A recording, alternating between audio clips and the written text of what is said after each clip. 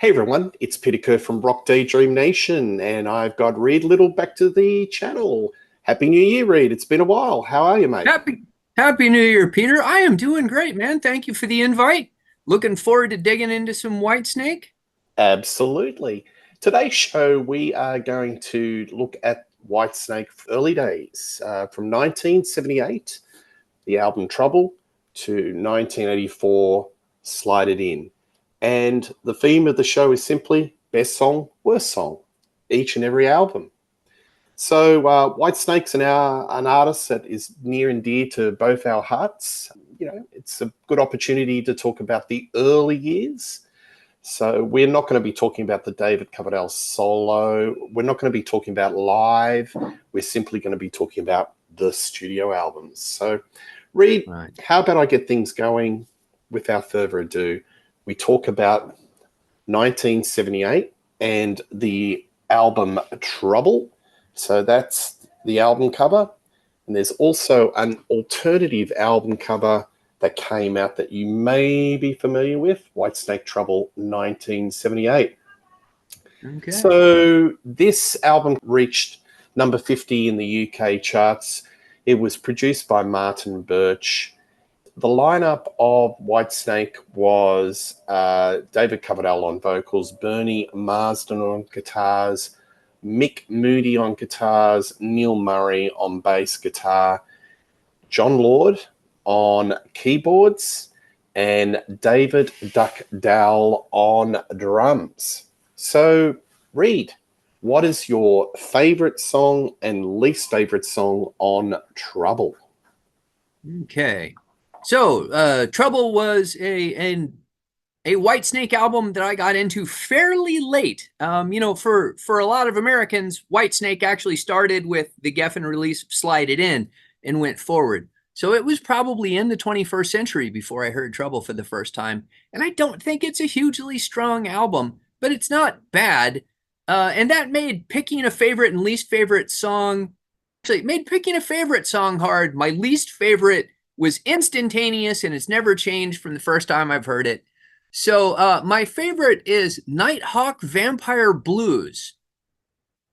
So Coverdale loves a song about a gypsy woman. And this is just another in a long line of those. I think it's not too dissimilar from the types of music that he was co-writing on Come Taste the Band. He hadn't really separated the identity of his post Deep Purple career from his Deep Purple career at this point, but it's a great song. It's got a lot of hooks. It's got prominent keyboards, and it's really energetic. It doesn't quite sound like classic Whitesnake yet, but for his earliest material, it's a pretty good song. And even though we're not doing his solo albums, I actually prefer it to anything off of his first couple of solo albums. Now, for my least favorite, no surprises here. It's their cover of Day Tripper. I'm willing to concede that somewhere out there might be Beatles covers. I'm actually quite fond of Wes Montgomery's jazz version of A Day in the Life. But beyond that, I've pretty much hated every Beatles cover I've ever heard. And this is no different. I think it's crap. I have no idea what he was thinking when he put it on the album. And it sure made picking a least favorite song easy. My favorite song on this album is Trouble. I think it's a really deep, bluesy song, co-written by Bernie Marsden. It's got that wonderful blues tone guitar of Bernie Marsden. I think the thing that really irritates me about Trouble is it's got really dead bat production. It's really flat, especially in the bottom end. It doesn't come alive. And David Coverdale's been interviewed and said that, he's got fond memories of David Duck Dowell as being a very crisp drummer, but I don't think he was the band that was going to really propel the band on the bottom end. A lot of the drumming is kind of very proficient, but it's not, it sort of seems like it's a square peg in a round hole. It doesn't really get into a swing or a groove. Martin Birch, Reed, because we have spoken about Martin, and he's wildly, there's a lot of swings and roundabouts on Martin Birch's producing career. You know, you've got the highs of like the early Iron Maiden albums and Mob Rules, and then you've got the flatness of, say, Richie Blackmore's first album, Rainbow. So it's really, he's wildly inconsistent, but it's really kind of dead bat production. It's really flat. It doesn't feel lively, but there are some great songs that come out. You know, I would recommend folks listen to Bernie Marsden redo Trouble, and he brings David Coverdale in, and he's got an older, more raspy, I think, in his 60s doing the vocal, and it really soars. It's a great song, and sometimes great songs transcend poor production. Day Tripper, I agree with you 150%. It's terrible. It's really got that listless drum riff at the start, where boom, boom, boom, boom, with David Duck Dow, and it kind of stretches the song. Day Tripper to me is a jaunty little piece of power pop perfection, but they've deconstructed it and trying to turn it into something that's elongated, bluesy, and, to be quite frank, quite boring. So it's one of the most ill-conceived cover songs or missteps that Whitesnake have ever done. So Day Tripper is the negative for me on this thing. Right. One more quick shout out before I go back to you for any comments of what you think of what I've just said. Sure. Snakebite, David Coverdale, EP. I would easily put any of the 4 songs. So this album was originally an EP of 4 songs. Come On, Bloody Mary, Ain't No Love in the Heart of the City, the old Bobby Bland song, and Steal Away. And also, just to fill it out, there was some songs from David Coverdale's North Winds albums. Keep On Giving Me Love, Queen of Hearts, Only My Soul Breakdown.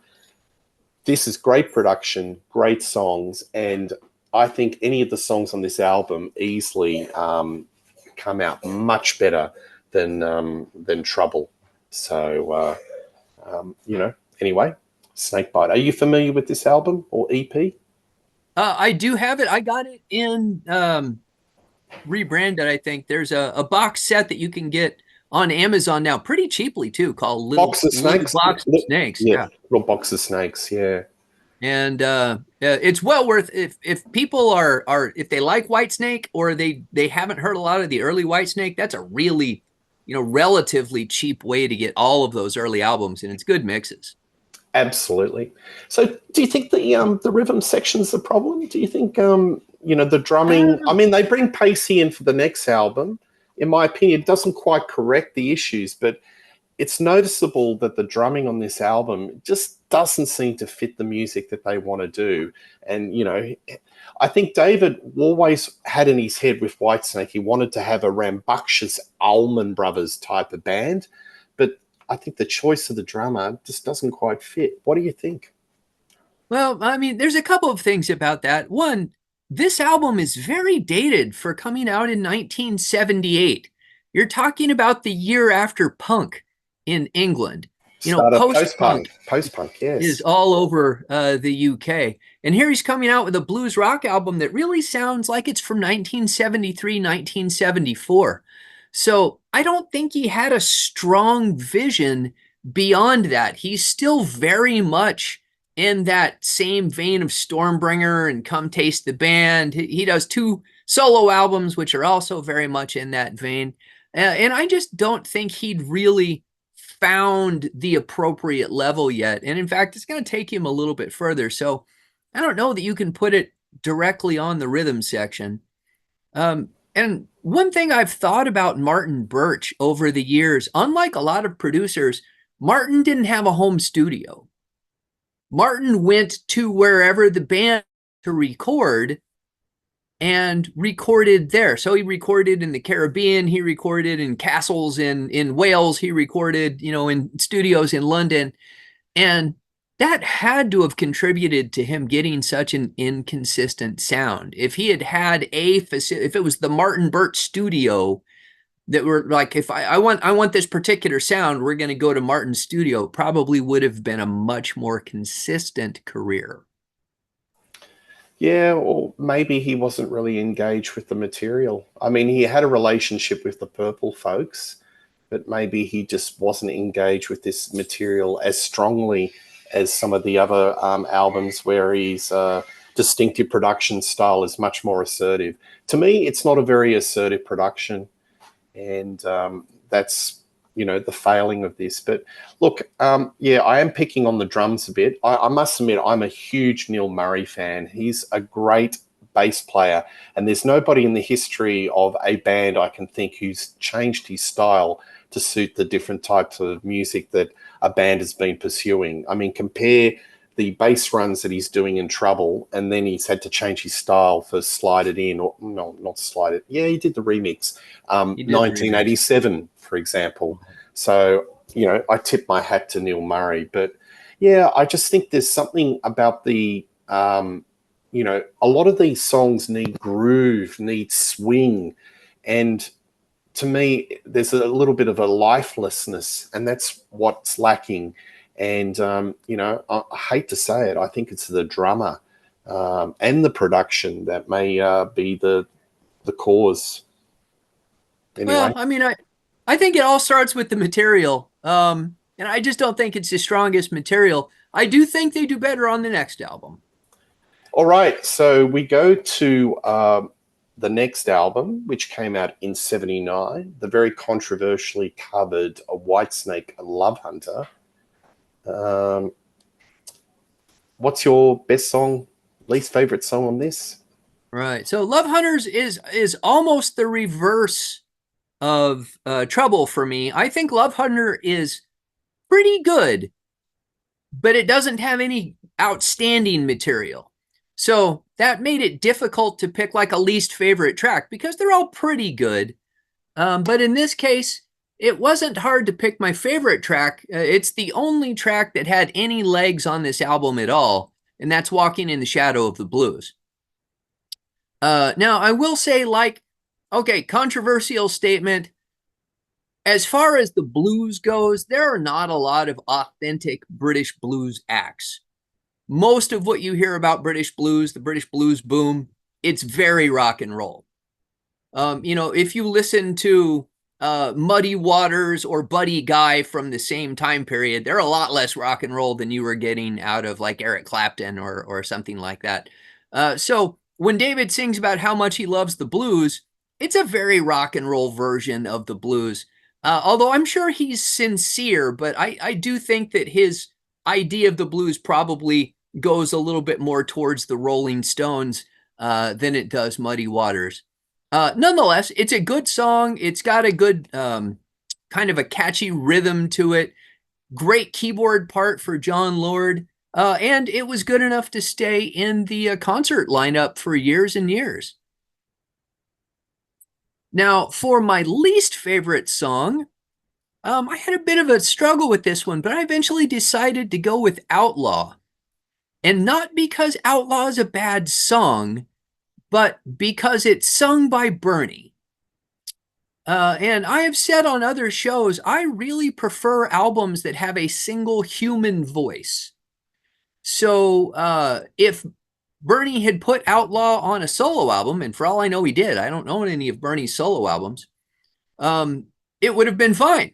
But on a Whitesnake album, I listen to that and go, I just really wish David was singing this. I've read the story of why he doesn't, but I don't remember it. I don't think it was anything particularly interesting. I think it was just, David said, here, why don't you sing this one? And he did. And I don't dislike it, but that does make it my least favorite. Okay. Thank you very much for that. My favorite song is Walking in the Shadow of the Blues. I love the heartfelt lyrics, and, a lot of people criticize David for his lyrics. Love this, love that. There's always a title of love, but I think he's really genuinely sincere, wears his heart on his sleeve on this little ditty, and I think it's one of his better lyrics. So he really sells the lyric well. He sings beautifully. The arrangement's nice. I love the Lordy keyboard. This song, to me, is the key to the possibilities of what this band could do.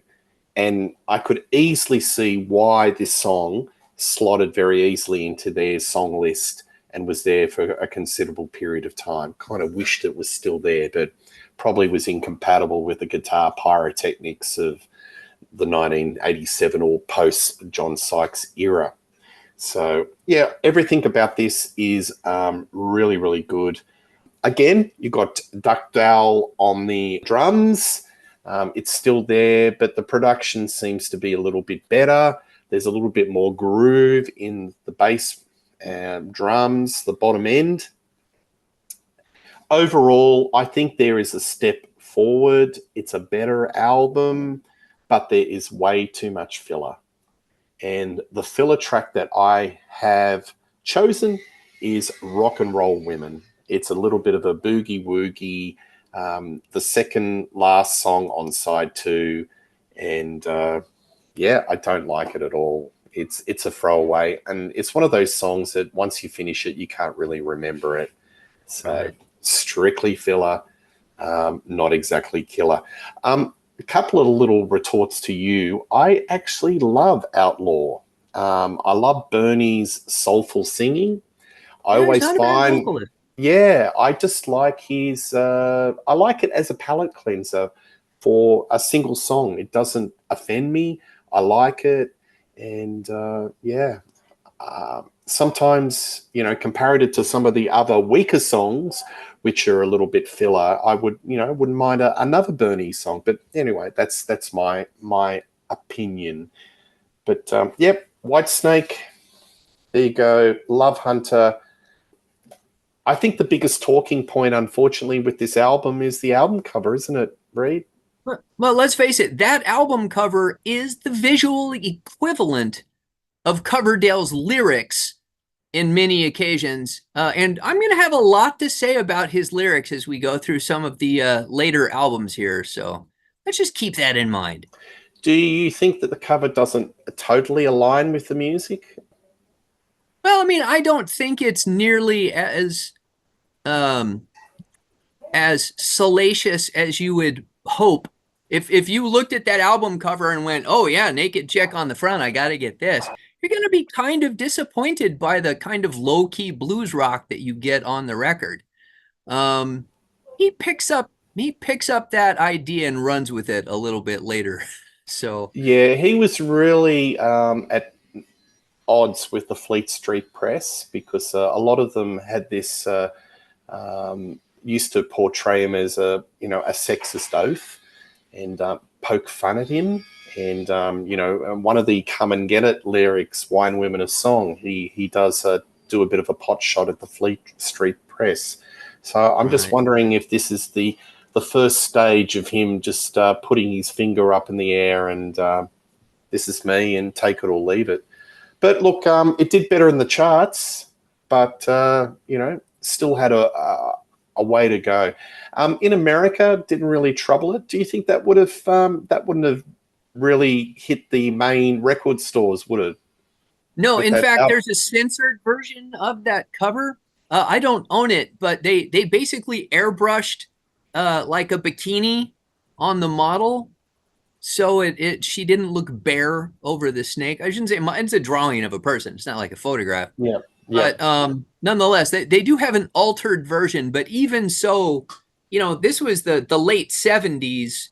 It was not a particularly permissive time, especially for young person's entertainment. And let's remember, this type of album, you're not talking about people in their 30s or late 20s buying it. It's teenagers going to the store and picking it up. So Yeah, absolutely. Another thing I'd like to sort of draw into our conversation is about their lack of success in America or commercial breakthrough. They are on United Artists, who are not really a stronger label. Do you think this album may have done better with a Geffen or a Warner's or somebody that had a little bit more rock cred to push the Whitesnake brand through the left and right of no. America? I actually think they were simply putting out the wrong music at that time.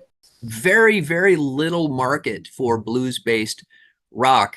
If you look at 1978, it's Van Halen 1, owned the hard rock side of things, and on the soft rock side of things, it's the Eagles. So those are the two extremes. And there's not a lot of rock and roll in the middle for there to be these kind of classic British blues-based acts. So I think they just didn't have a market. People that were going out and buying, Boston's Second Stage weren't going to go out and buy Whitesnake.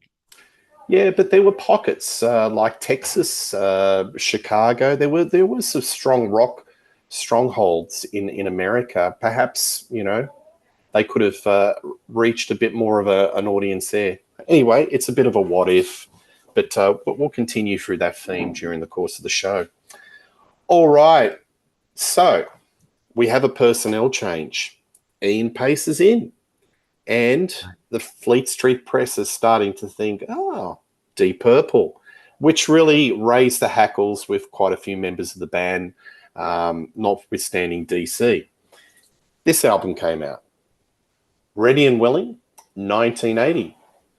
So this went top 10, number 7, and can be considered to be their commercial breakthrough album in the UK, at least.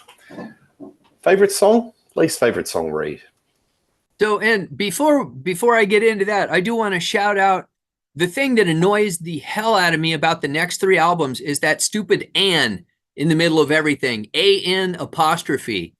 Who does that? No one talks like that. Even the English don't talk like that. If they're going to drop a letter, they would drop the G off of willing, and it'd be ready and willing, right? No one said ready and, but that just became the Whitesnake thing. Anytime he says and, they drop the D and put an apostrophe on it. But when he sings it, you can hear the D. Anyway, just wanted to bitch about that. All right, so yes, I'm on board with this being the first of the real classic albums. Ian Pace was clearly both the missing element, but also I think that this is when David and Moody and Marsden really solidify as a songwriting unit. And, I don't want to shortchange Mick Moody. I always tend to give Bernie Marsden the credit. He wrote, let's face it, he wrote all of the popular songs, the ones that would become multi-platinum hits in the 80s when they redid them. But Moody wrote a lot of songs with David Coverdale, and they were pretty good songs. So I want to give him credit too. Although Marsden is by far my preferred guitar player. So my favorite track, and this is where I really get into my first, gosh, I hate those lyrics, but it's Sweet Talker. I think it's got a fantastic little opening riff. I think it's got great attitude. I think the lyrics are a little cringy, but if you're going to be a Whitesnake fan, you have to learn how to power through cringy lyrics, because this is like on the David Coverdale scale, this is like a 2 out of 10. But I think it's a great song. I've heard one of my favorite artists, Jorn, does a cover of it live, and it's a great live tune. I've never heard Whitesnake do it live. It was gone from their set list by 1987, which was when I saw them live for the first time. But yeah, great track, Sweet Talker. Lots of good time rock and roll on that one. Now, my least favorite track is Carry Your Load, which I think is a real throwback song. It's got very little energy. It's not even funk. He's trying to do soul. And I'm just going to say it. I don't think Coverdale does soul as well as Glenn Hughes does. But he needed to pick up the pace on this. He needed to give it a few more BPM, inject a little bit more energy into it. And I think it's filler, and it kind of brings me down there in the middle of the album. Rightio. Okay, thank you for that. I think my favorite song is Fool for Your Loving. I think that's a masterpiece song. And I could easily see why this was the big commercial breakthrough. Got played on radio. I think it went top 20. It's got all the drama of a typical Coverdale lyric where, he's investing all his love and his emotion in something that's possibly wasted in respect to the opposite sex. It's got that wonderful bluesy, lower tone voice that I love, that's so rich And, I've spoken about this on other shows that, after 1987, he lost forever. That's the Coverdale for me. I actually think this album and Come and Get It has some of Coverdale's greatest vocals. He sings so beautifully, sings naturally, and it's just that wonderful lower tone. I'd die for it. And, all those years ago when he auditioned for Deep Purple and he did this slurry audition tape doing all these old soul standards, and John Lord heard something and he heard the tone. This vindicates it, all these years later in this particular album and this particular song. Fool for Your Loving, I think it's a masterpiece. It's a solid gold hit. Black and Blue for me, it's a little bit of that boogie woogie, get out John Lord on the keyboards and hammer away, throwaway lyric. I think the songs on this album are very much stronger from top to bottom. There's not that much difference between best and worst. It's quite narrow. But if I had to pick a song that's slightly filler and I engage with a little bit less, I definitely think Black and Blue. Okay. Blind Man, yeah, I'm a bit surprised there. What did you know? Carry Your Load. I really think that's an emotional song, and I think David Coverdale does soul very well, very capable.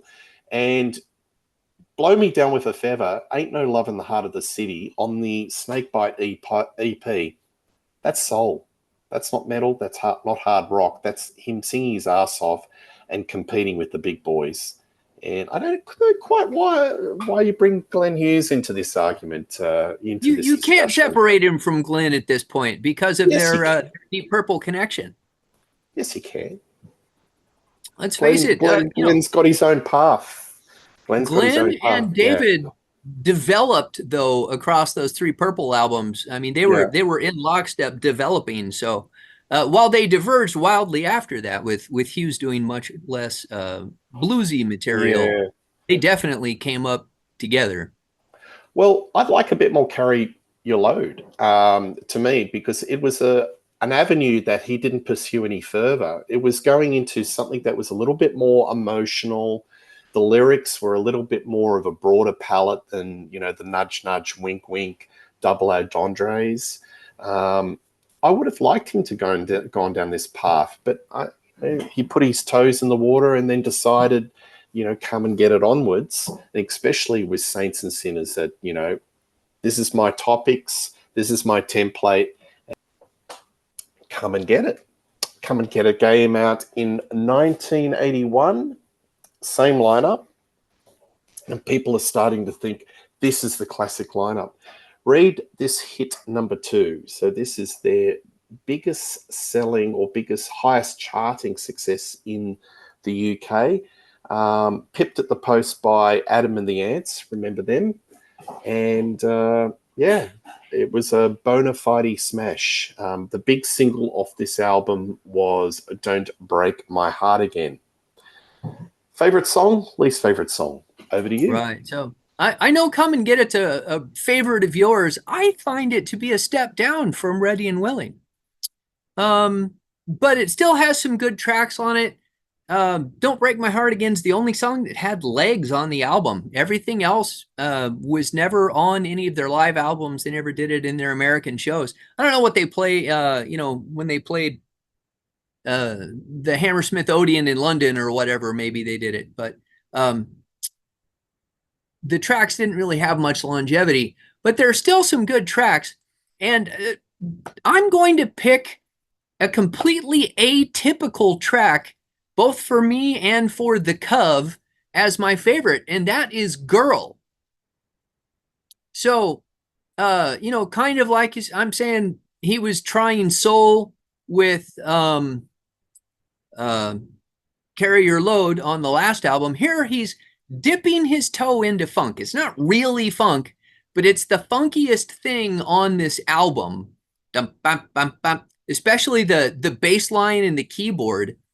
I love all of these elements are things that normally do nothing for me. So it's hard to describe exactly why I like them on this song so much.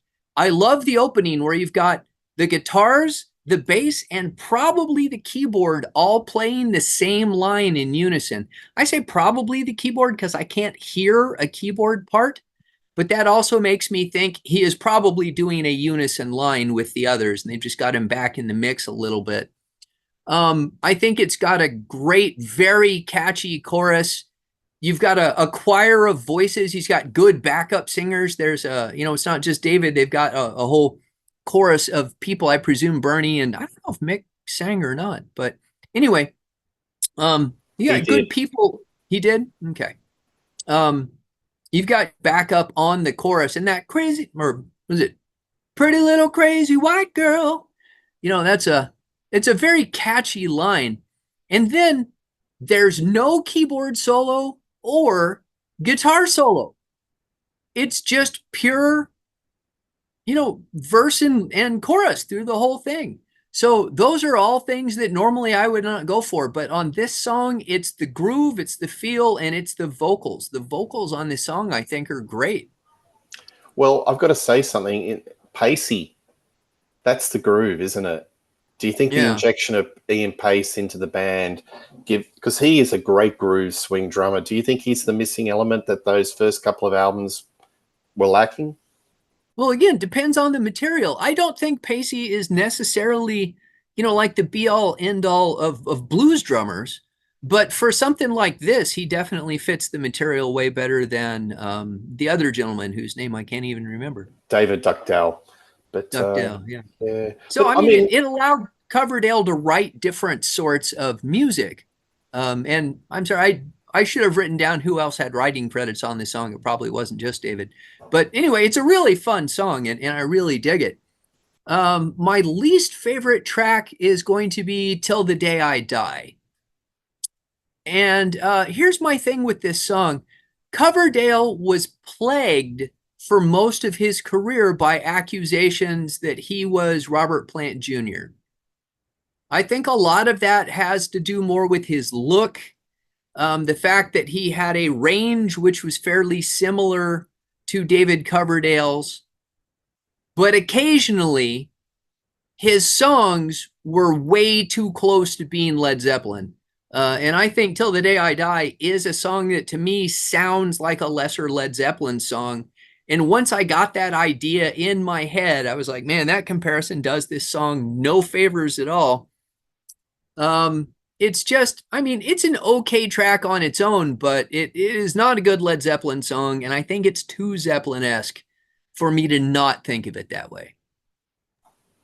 Well, Reed, that's my favorite song on the album. I love it. I think that's, top 10 Whitesnake for me. I've always loved Till the Day I Die. I've never had a Led Zeppelin feel.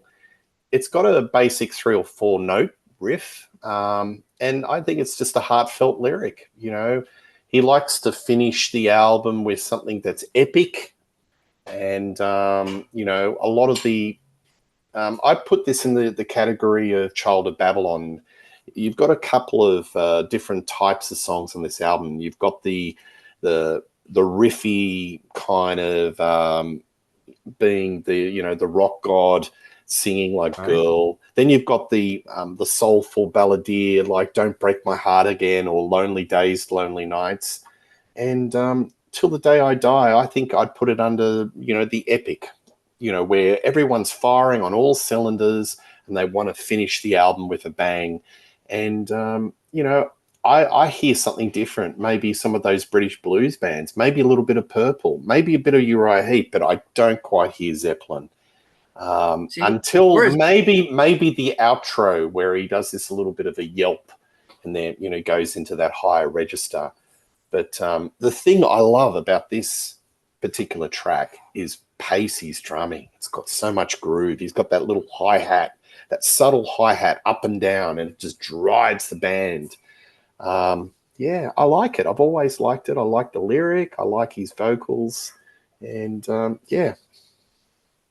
maybe it's like the Who song. I can't explain, but I like it a lot. I've got no bad songs. I love this. I think this is close to the perfect Whitesnake album for me. And I've been always an unashamed come and get it lover. I also like Ready and Willing. So yeah, it's always, up and down, whether they're my one or two. But this album to me is just, it's a British blues masterpiece. There are so many great songs.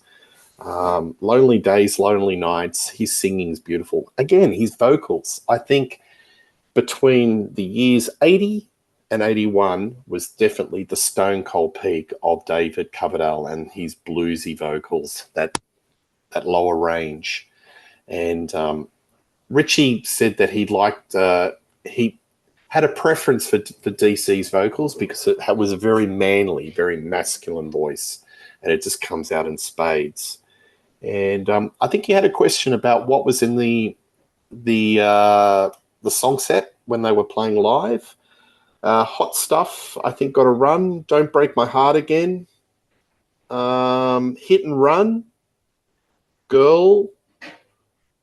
And that was about it. So, yeah, they didn't have a big palette of songs. They didn't do 10 or 8, but I think there was at least 4 or 5 got a run of Whitesnake live in regards to that. But anyway, we hear different things, don't we, Reed? I think anytime Coverdale tries to do epic, he comes off as very Led Zeppelin-y. Yeah, maybe later. Wings of the Storm off the Slip of the Tongue. I get that. But he was very much into, copying and trying to replicate 1987. I mean, 1987 had a lot of Zeppelin.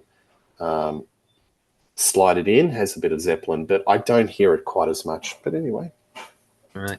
By the way, before we move on, I have to, one thing that I wrote down and then forgot to bring up that I have to bring up because I thought this was hilarious. Kiss lyric references on Whitesnake. I had never noticed it until I was doing this exercise, but if you go back to Lovehunter, Coverdale actually has a lyric about Rock and Roll Over, and he has a lyric about Love Gun. Now, mind you, this is several years after Rock and Roll Over and Love Gun came out. And then when we get to Come and Get It on Wine, Women, and Song, oh, no, I'm sorry, on Lovehunter's got Dr. Love and Love Gun. And then on Come and Get It, he's got Rock and Roll Over. So there's 3 Kiss lyric references in Whitesnake music. I think it's just funny. Coincidental or maybe contrived. We don't know. Bit of a crossover. All right. We move to 1982, I think. Yes, and Saints and Sinners. So Saints and Sinners, arguably my favorite Whitesnake album, unarguably my favorite of the classic albums. I enjoy this. It's a little bit simpler of arrangement than you get on Ready and Willing or Come and Get It, but I think that actually benefits the music. Like you say, at this point, Coverdale has abandoned any pretense of restraint, and he's just going full out cock rock. And I love the first 3 tracks on this album, but my favorite is Bloody Luxury. Now, it's a very much a honky-tonk rock and roll. David loved his honky-tonk rock and roll. You can tell as soon as that barrel house piano kicks in.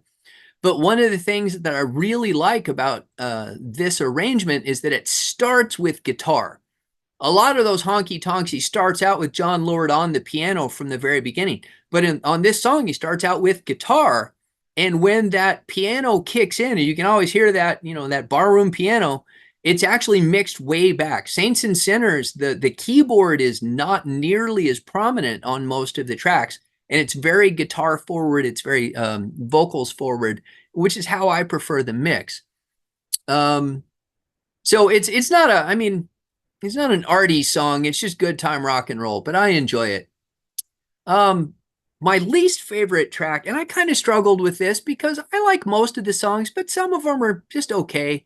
And I think Love and Affection is probably, for me, one of the weaker tracks on the album. Again, it's okay. It at least has energy. It maintains the energy of the album. But I think it's got a. I don't like the guitar riff in the verses. It gets better around the chorus, but even Bloody Luxury, it may be a honky tonk rock and roll song, but it's original. To me, Love and Affection it's like a very generic Whitesnake song. By this time, he had done enough music under the Whitesnake moniker that I just listened to this and go, man, I heard it before. All right, very good. For me, Crying in the Rain. I love this song. I actually love the 1987 version with John Sykes putting his spin on it, but I probably like this version a little better. It's got drama. It's got wonderful guitar work from Bernie Marsden, beautiful tone, and Coverdale singing his ass off. And I put this as an epic, but it doesn't sound like Zeppelin. To me, this is just a blues masterclass. I love the lyrics. I think Coverdale is selling what he's trying to sing in regards to the lyric about going in the different sort of realms of a relationship that have gone bad. He's got the metaphor of you can't see tears in the rain when you're crying in the rain. Might come across as cliched to some, but to me, I think it's emotional, it's heartfelt, and it's got some of Coverdale's best singing. It closes this side one as an epic, and I can easily see why Geffen and John Colander, when they were looking and trying to cherry pick different songs of putting it into the 1987 Frankenstein album, this is the song that maybe we need to redo, and because the backbone and the original song are just so good. Another one song that I don't like as much, again, it goes into the filler category, is Dancing Girls. So he seems to have a regular sort of I don't know, something about Inside 2 towards some of the albums. It sort of peters out, and he throws in a filler track about dancing girls. It's got a lot of the high honky tonk piano of John Lord. No, I don't like it. It's filler. It's not memorable, and it's the song I don't gravitate to the most on this album. So there you go. I know it's sacrilege to many people, but I prefer the version of Crying in the Rain on the 1987 album. So, and I know we'll do that one eventually. It may even be my favorite song on that album. We'll see how I'm feeling when we get there. Yeah, but I oscillate. It's I like the sound of it better than I do the version on Saints and Sinners. But the great thing is, as I always say, both albums still exist. They're easily available. So listen to whichever one you like better. You don't have to, they didn't erase one from existence when they did the other. It's all good. Yeah. This wasn't a very happy album, apparently. The band weren't happy campers, and I think David was feeling that they weren't as engaged in respect of the writing process, the arrangement process. And it got to a point that I think he fired the band, but rehired some of the musicians that went in to slide it in. So, that classic lineup were definitely in a state of flux. But I think Crying in the Rain, to me, feels like he's really trying to get everybody to push in the same direction to bring out some sort of epic performance despite the limitations. Because, Bernie Marsden's not a John Sykes. Mick Moody's not a John Sykes. But I think he was trying to really push them as hard as they could in the realms of this epic song to get something that was epic. And for most part, I think he succeeded. Whether I think it's as good as the remake or not, as I said, I sort of oscillate. All right.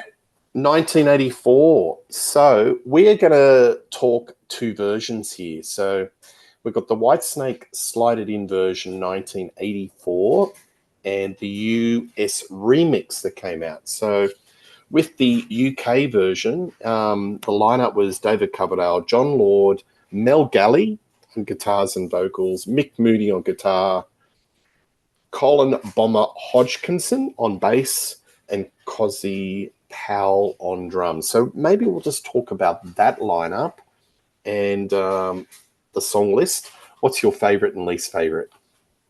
Okay, so this is kind of the start of my history with Whitesnake. It was the first Whitesnake album that I knew that any of my friends owned. It came out, when I was in high school. But here's the thing. I only knew a couple of people that liked it in high school, and they were total dicks. So that was not really a selling point to me because people I didn't liked the music. Plus, in 1984, I was 100% heavy metal. I was all Dio and Black Sabbath, and just listening to a rock band wasn't really what I was interested in at that time. And of course, when I eventually heard the full album, it was the Geffen mix. So it wasn't until very recently, the round of re-releases, remixes, remasters, that I finally heard the original English production of the album. And I was kind of shocked at how different it is. It's got a different running order of the tracks. I'm almost positive that the vocal tracks are exactly the same, but they are treated very differently on the two albums. It's very dry on the English mix, and on the American mix, for the Geffen Records mix, there's a lot of reverb on the vocal. A lot of reverb on the vocal. And they replaced the drum track with Neil Murray on drums. They replaced, I don't know if it was Galley or Moody, but they replaced a lot of the guitar tracks. They had John Sykes re-record them. So you get a very different flavor of album. And to me, I don't think that Slide It In the original version is very different than Saints and Sinners. It's still very much that sound where, I mean, you could say, well, they were trying to break America at this point. I think he wanted to break America. He wasn't trying until they re-recorded it, and gave it a completely different feeling. But I did end up thinking, very oddly, that songs that I think are pretty weak on the Geffen version, because I think the Geffen version has basically 3 great songs, and the rest of them are all filler. But on the original English version, those filler tracks come off much better. So on the whole, I think the English album sounds better, but I don't like the 3 really aggressive songs as well. Anyway, my favorite track on the original release is Slow and Easy. And there's that stupid dropped D again in the title that's always going to annoy me. But I think that the more open arrangement, the less compressed guitars, you get, Mel Galley was a badass, and Mick Moody was a great guitar player, but they are meat and potatoes rock and roll, blues rock guys. They're not, over the top guitar heroes like John Sykes would deliver on the remake and on 1987. So you get a much more open, kind of laid back feeling track. And I think that's what the music fits, or I should say that's what fits the music. So I really, really like the original version of Slow and Easy. Plus, you can just tell that was a song that was, it was born to be played in arenas. So I think that's David trying to write arena rock. Now, my least favorite track is one of my least favorite Whitesnake tracks of all time. You cannot mention David Coverdale and cringy lyrics without a discussion of Spit It Out.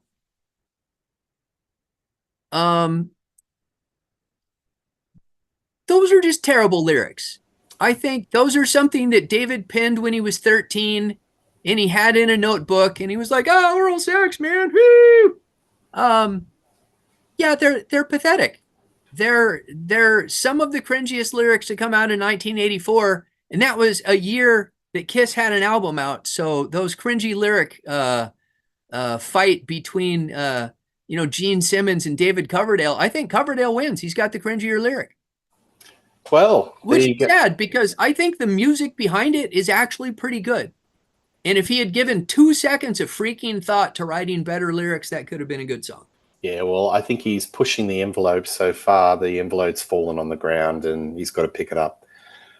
I like Slide It In. I love the UK version of Slide It In, and you can actually hear the bass line of Colin Bowman Hodgkinson. It sounds like Bill Wyman. And to me, I get a real sort of start me up Rolling Stone feel. David Coverdale on his website, I think about 15 years ago, you could ask him questions, and because he's very social media friendly. This is before Twitter, and he'd answer any sort of questions. And I go, "Hey, David, I get a real Rolling Stones vibe on Slide It In. Was this an influence?" And he goes, "Hi, Pete. No. Even though I am a huge Rolling Stones fan and I'm aware of that, love that era, but no, that wasn't an influence. But for some reason, I've always had a bit of a Rolling Stones feel, with the pendulum guitars, the bass line, and Cozy having a ball on the drums. So I love the version of Slide It In, but the UK mix, because it just has a real Stonesy, laid back feel to it. My least favorite is Spit It Out. It's just juvenile. It makes Frankie Goes to Hollywood Relax look like high art and Shakespeare. It's terrible, terrible lyric. If you don't like it, well, I don't. Anyway, they say some lyrics age like fine wine, but it's terrible. All right, let's talk about the US remix. Do you have a different selection? I Best actually and do. worst? So I love the sound of the US remix. So I've got to say, it has one of my all-time favorite hard rock guitar sounds. It's not yet. By 1987, John Sykes was drowned in reverb and had Eventide Harmonizer detuning his guitars to the point that it's just taking up way too much space. It's just a wash. It's very difficult to listen to. The recent remasters where they went through and took a bunch of reverb back off of the tracks, I think really improved them. But they hadn't done that yet. In fact, I don't know that the Eventide Harmonizer was even a thing in 1984. Maybe it was just the technology had changed so much in 3 years. But I love the guitar sound on the Geffen version of Slide It In. And in fact, the track Slide It In is my favorite song on the album. I love the US release version. It's so big and so wall of sound, and it's like you can tell that is the exact moment. If you listen to the original mix of Slide It In, it's British blues rock, and if you put on the Geffen remix, it's American arena rock. You can just see the switch being flipped from, and that was David Kolodner, or a lot of it was Kolodner, where he was like, okay, we bought you, now we're going to push you and make you stars. And I think it's Keith Olsen who produced the American version, right? So it sounds utterly different, and I absolutely love it. And like I said, I did not see Whitesnake in concert until I think it was even 88, but it was for the 1987 album. But I would have loved to have heard that live. That giant guitar sound would have just been amazing. Now, for my least favorite, it's still Spit It Out. Come on, there was no other song that magically became worse on the album. That's just a terrible song. Yeah, I would have dropped that song and put Need Your Love So Bad, which was a B-side or a bonus track on the cassette. Yeah, sorry, I'm jumping in. That's my worst song again. It's just indefensible. Favorite song? It's really tough. Slow and Easy. I think I love Cozy's doing a bit of a John Bonham workout, and David's doing his old Tarzan. Yeah, it's built for the stadiums. It's a lot of fun. I love the dramatics. Love the light and shade, and you can hear the space between the notes.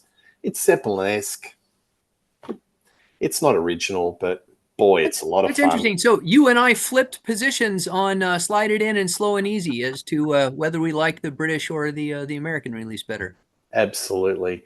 And for the record, I think it's Moody. His guitar was wiped, but you can still hear a little bit of it. It's probably buried right in. Galley was still there, but Sykes went in and put his mayonnaise over the album. But Yeah. I really think if you want to, with the late great John Sykes, if you want to hear great guitar work, it's 1987, because as I said, he's just been put into the 11th hour at his mayonnaise. But I don't really think this is a reflection of his genius or guitar, sort of a summarization of his guitar pyrotechnics. You'll hear that in Well, 1987. now I do have to say, there's Slide It In is a great example of you can hear extra parts that Sykes records. There's this extra when Moody and Galley do the song, there's a lot more space, which is very typical of British blues rock. Mm, There's no space on the Geffen release. Sykes fills up every second of it, and he's got this little line, gonna slide it in right to the top. And that mm. is not in the original version. And I don't know that it adds anything, but you can definitely, Sykes was like, I'm going to put my stamp on this. If I'm going to Yeah, be on the record, it's going to sound like me. yeah. So, There's a lot of string bending. He puts a few tricks here and there, which is distinctly him. But look, I really think the guy who got the raw end of the pineapple was Mel Galley, because this is really artistically his album. Because a lot of right. these songs are ideas going back to Trapeze. I was listening to a Trapeze album that he featured on. I forget the name of it. And All or Nothing is exact copy of this Trapeze song. Gambler was something that Mel Galley had worked in a previous incarnation in another band. I think even some of the Phenomena songs that you and I, when we did that show with Peter Jones, there was Right. a distinct, sounded like a slided in song or two. So this, to me, the artistic visionary for this album was Mel Galley, and he had that accident. And in the David Coverdale world in 1984, when he was climbing all the way to the top, get off the truck and keep on going. Yeah. An So accident. I think it's been a long time since I've read that story, but Sykes may have been involved in that accident. I think there were hijinks in regards to a car park, but he came up with some solution that there was some contraption that he would be able to play on stage, and David said something very uncomplimentary. It wasn't going to happen, and then they turned into a one guitar outfit and Rock and Rio, and the rest is history. Yeah. So there you have it. Well, there you go, folks. We've covered 1978 to 1984. We will cover, the years of 87 onwards, right to the last album. But you can hear that this band has kind of evolved from a distinctly blues-based album band into something that was kind of a little bit more meat and potatoes rock and roll, into an arena act with their eye on America. And I think America was always the prize, wasn't it, Reed, from day one? It was the biggest market in the world at the time. It may still be well, actually, no. India is taking over as the world's largest consumer of rock and roll. Yeah. Thank you, Reed. Please, folks, check out Reed Little on the Contrarians. Lots of different shows. Also, check out some of the shows that Reed and I have done on the Old Rock Daydream Nation. This is all part of an ongoing series with the Deep Purple family tree. As I said, we will do a part 2. Please let us know what your least favorite Whitesnake songs are off these albums from 78 to 84. We love reading your comments. Please like and subscribe to Rock Daydream Nation. We are building a community. But one thing's for sure, you'll see me and Reed doing more shows in 2025. Cheers and have a good evening. All the best. Cheers.